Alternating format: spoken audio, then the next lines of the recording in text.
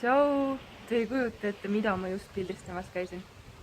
Ma käisin pildistamas abielu ettepaneku tegemist. Täiesti teistmoodi pildistamiskogemus minu jaoks. Nii ehe ja nii siiras ja nii suure positiivse energialaengu seisalt, et wow. Igal juhul vähemalt pool tundi kindlasti ennem seda ootasime koos noormehega all jõe ääres, sättisime kõik asjad valmis. Noormehel oli sõber ka veel kaasas toeks.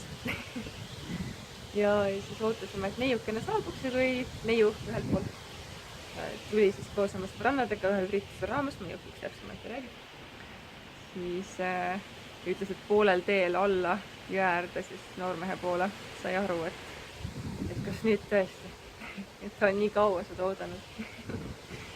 ja kui noormees astus ühele põlvele ja küsimuse ära küsis, siis see õnn oli nagu nii suur, et tüdruk langes noormehele kaela nuttes ja noogutas ainult pead ja pärast ütles, et ta ei ole kindel, kas ta üldse jahki ütles nagu tol hetkel kohe, et ta lihtsalt noogutas, et ta oli nagu nii pahviks löödud ja nii õnnelik.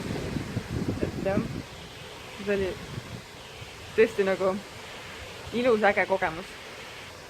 Ja selles mõttes ka minu jaoks teistmoodi pildistamise kogemus, kes mind vähegi teab, siis ma pigem ma juhendan, mõnikord suhteliselt palju, kui seda soovitakse, aga täna ma olin täiesti vaid, mitte üht sõna ei öelnud.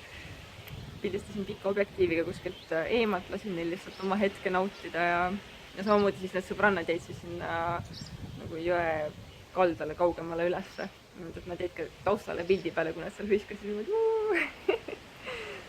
See oli jah, nii äge, nii ilus. Aitäh teile selle kogemuse eest ja palju õnne teile ka, kui te nüüd seda videot nägema juhtitud.